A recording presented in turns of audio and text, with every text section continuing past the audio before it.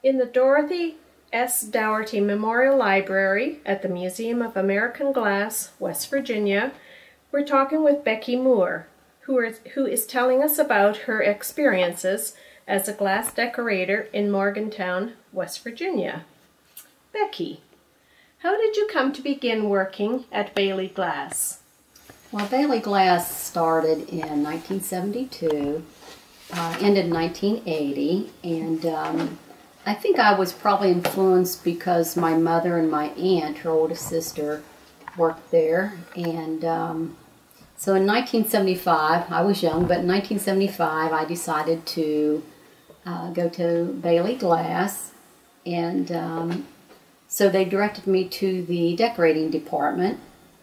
There was a young supervisor there, and she clearly was very, very talented, and I talked to her about getting a job there, and she said they would consider hiring more employees in a decorating department.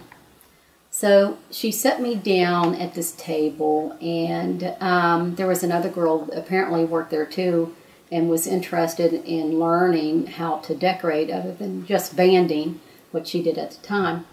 So we sat there, and she gave us some paint, and she gave us a glass lampshade. The lampshades are opal white glass, and she mixed up some paint, and she proceeded to demonstrate on that the importance of learning to decorate was to learn how to paint leaves. If you can master the stroke of leaves, you could master how to decorate and do most of the decorations and designs. So I remember going there several weeks on and off through the week and practice as often as I could, along with this other girl. So I recall it being 2 or 3 weeks, seemed like it was a month, not sure, but it was a long time. And I recall the girl, she wasn't there after a while, it was just me practicing, but one day I came in and I was practicing, and the supervisor was very happy with what I could do, and I believe that she was very impressed with it, and she had said that I had mastered how to paint the leaves, and so they hired me. After that, then I was able to be set up and start full-time there. What type of glass did you hand decorate, and how was this done? Bailey Glass had lampshades, lamp bases, and candy jars. As I recall, they had 3 different size lamps. Here today I have a small one and a medium lamp. I don't have one of the large ones, but they were all different sizes and shapes. And the main thing that the decorating department did was the banding, shading, and marbling.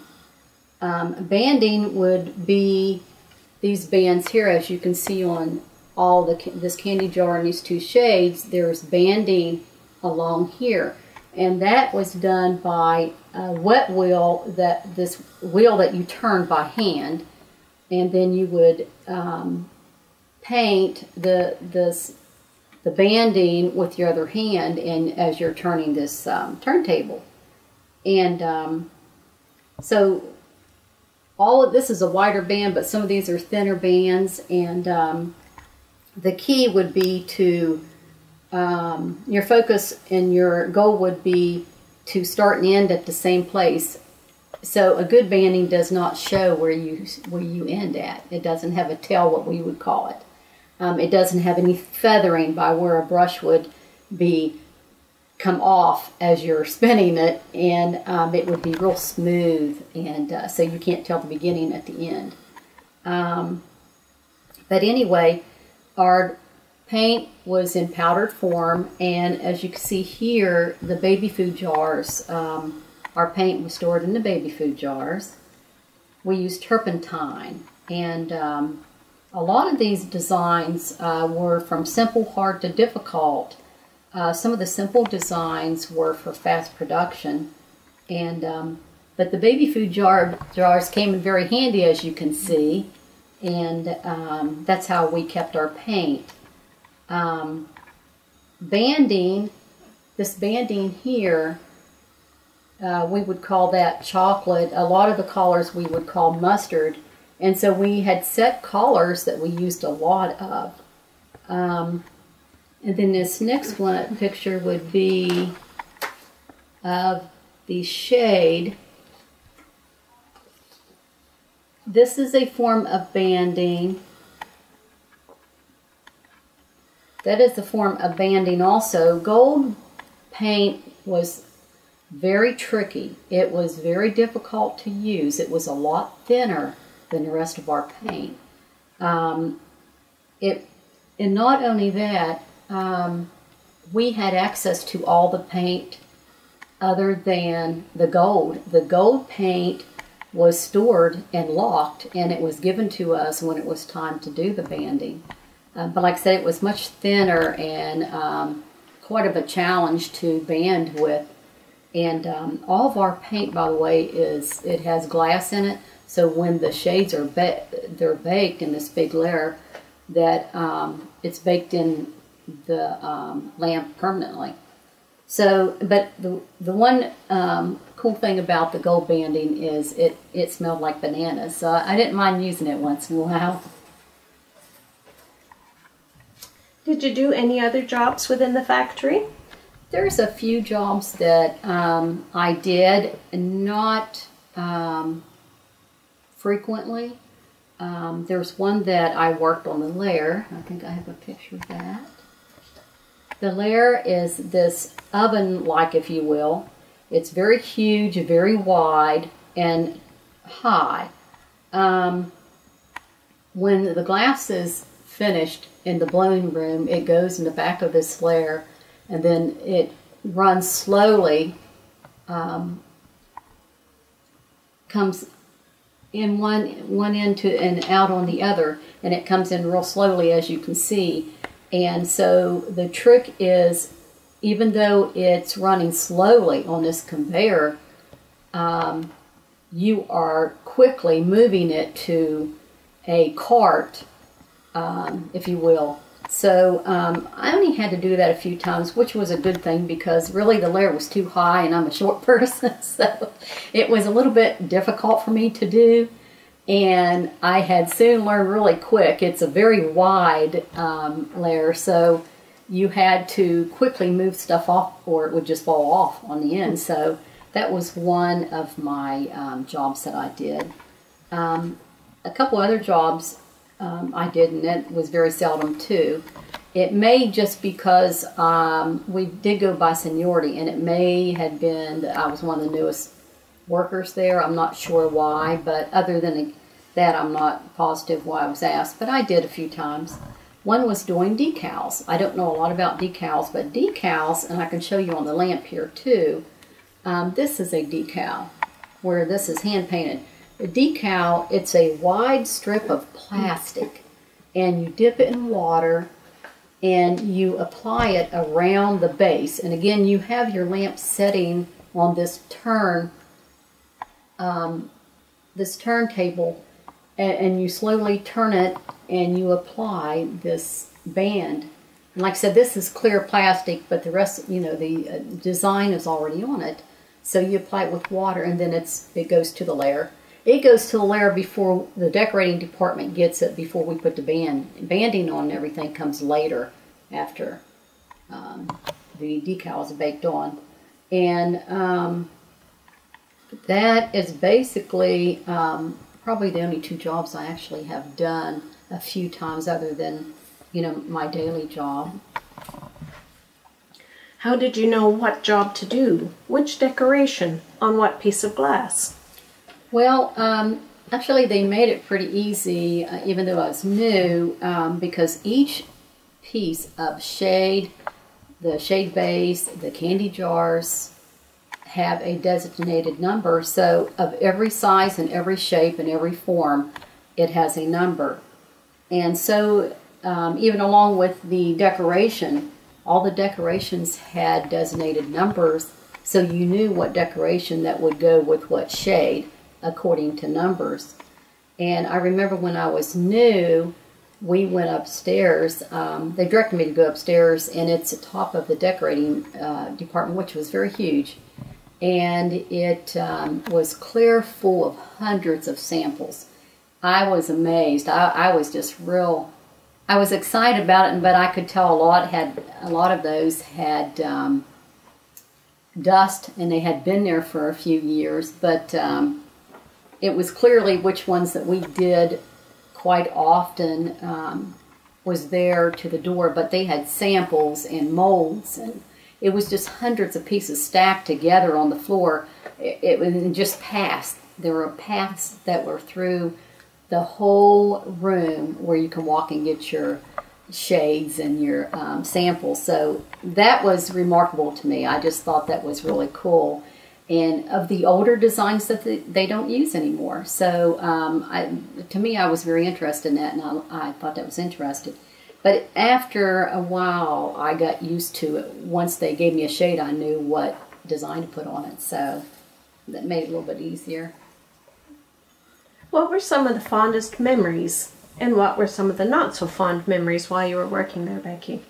I don't really have too many non-fond memories, but we had a union, so we had a 30-minute lunch and 2 10-minute breaks, one in the morning, one in the afternoon. And one of the nicest things I did enjoy was during my break or lunch, I would go visit my mom or my aunt. And the decorating department is on one end, where the blown room's in the middle, and then on the far end was the shipping and some other departments, and that's where my mom and my aunt worked. I remember going in one time, and I'm not sure if she was working over through lunch or it was a break, but my aunt was still working. And my aunt worked in the packing, so I remember there were so many boxes, and they were open. Like if you were to close a box that had the 4 flaps on top, they were all the same size, and it had lampshades in them. And I remember her going in a row and closing these boxes within seconds. I mean, she just was remarkably a hard worker and very fast at it. And that really, I just was impressed by that. You know, my family was very hard workers, but I was so impressed with how fast she was at closing those boxes. And then I would visit my mom. My mom worked on the wet wheel. I think I've got a picture here. And the wet wheel, I don't know a lot about that either, but I do remember seeing my mother. And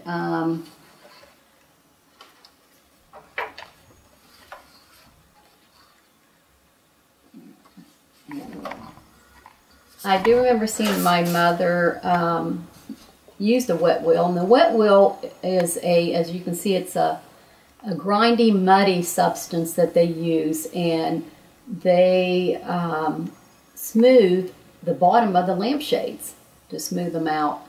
And the lids on the candy jars. And so that was her main job. But I do remember her talking about working in the blown room. And the blown room, she volunteered to work there. Apparently they were maybe short a few people. And so the blown room was good because she made more money there. And so she recalls working there for a month in the blown room and made a little bit more money. And not only that, she had lost 20 pounds. And so, you know, where could you work to make more money and lose pounds at the same time? And I tell everybody, you know, nowadays I'd probably fight my own mother for that kind of job.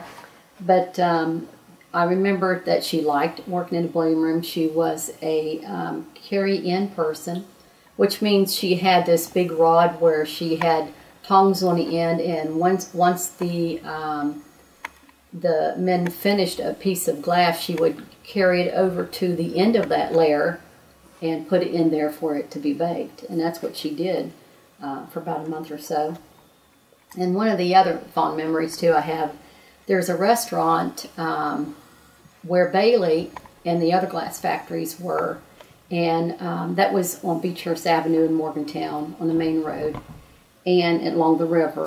And Freddie's restaurant was right on Beechhurst Avenue too, right next to it. So they catered to the glass workers. They had really good food. They had specials, and they knew we only had 30 minutes, so they worked very quickly when we came up to have lunch, and they served us very fast. And not only that, I remember Freddie's, as a restaurant, they cashed payroll checks, and which I thought was kind of interesting for a restaurant, but he did it all.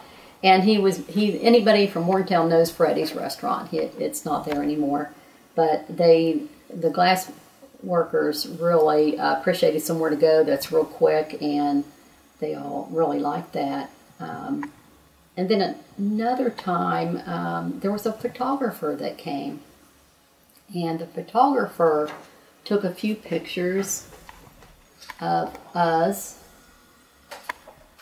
And it was a younger boy. He could have been from college, and he took a few pictures of the decorators. And keep in mind, the decorators were along this wall. We were in a row next to the windows, and so he just went down the line and took pictures of us as we were painting. And as you can see, this first picture, I was banding, and you can see that little turn wheel that you have to turn in order to do the banding. And I think that you can also see some other things there that we use, like the different the glass that we put the paint on and so forth.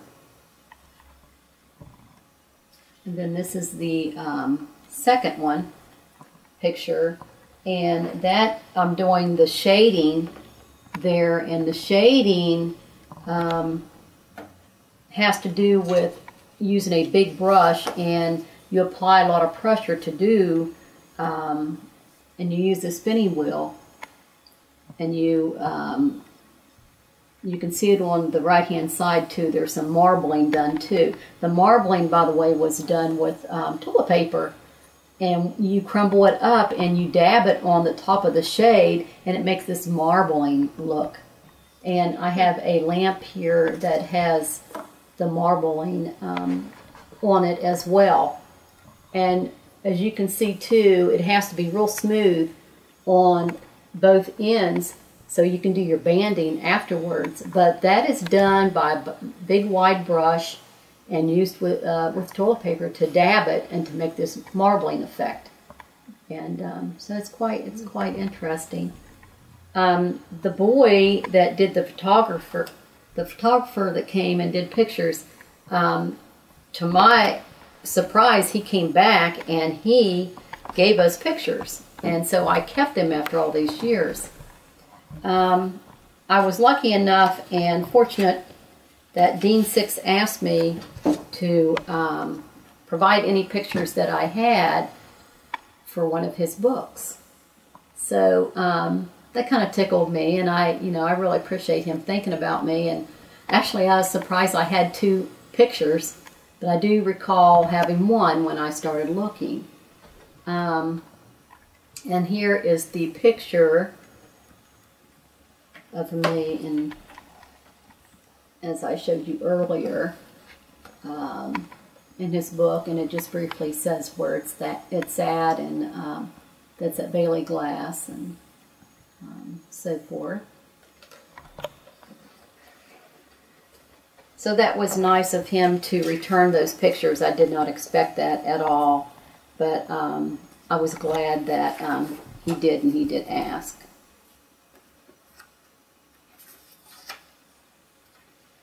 Oh, and one other thing too. This is a fond memory too. There was an older lady that worked, and she pushed this cart, and like I said, we were in a row, one behind another against the windows there in this big room and painted. So she would go down, up and down, and she would provide us these blank shades and candy dishes, and she would also come back and she would pick up the finished products, and then she would take them to the lair to be baked. So this lady, that was her main job, to provide us with the shades of the next production line we were going to do. And I recall, this lady was one of those coffee drinkers, which I drink coffee too, but she drank coffee all day. And I recall she had one of these big thermoses like you used to have. It had their big tan cups, plastic cups on the top of the thermos. And so anyway, she drank that all day. And I noticed some days they weren't as good as other days. She had some bad days. Well, I later found out that it wasn't just coffee in her cup. And so I kind of figured out what days and why she had some bad days. But there were so many days I wish I had a drink of her coffee or a cup of her coffee. But she was a very good person. She was a hard worker. She never missed work or anything like that. But that was just one of the funny things, nice things that, I didn't have a problem with that. If she had one of her bad days where she clanged or touched one of our designs or our banding, we would just touch it up and, move on. So that was okay. But the only not so fond memory is we worked in an old building, and the old buildings had the old furnaces, but we did not have air conditioning, and maybe that's why they set us up against the big windows. I'm not sure, but I recall winters being cold there, and there were times we had an option whether to work or not, and I always decided that and volunteered to work on the cold days that we didn't even have to, because I was young and I needed the money, and so it really didn't bother me that much. I remember having a thick blanket on my lap and wrapped around my legs. I remember having a little floor heater to work with, but when it got too cold and my fingers got too cold, and where I just decided I would just go home. Other than that, there really isn't any bad memories of working in the factories, but if I was going to pick one, that would be my, the last one I would say. But the very, very worst memory, of course, was in 1980, and that is when we were told the factory was going to close. I'll never forget that day, and I just remember it too well because I was devastated. I just remember walking out the last day, and I remember, the gates closing behind me. Behind the railroad tracks is where the Bailey was, and I knew that I would never be able to hand paint again. And even though I was young, I did not want to work anywhere else. I loved my job, and I loved what I did.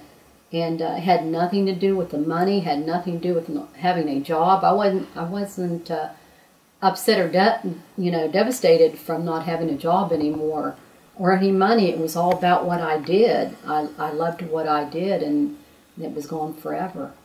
So I've had many great memories at Bailey. But now the power plant is there where Bailey used to be, and but that's all the memories I have, but they're good memories in Bailey.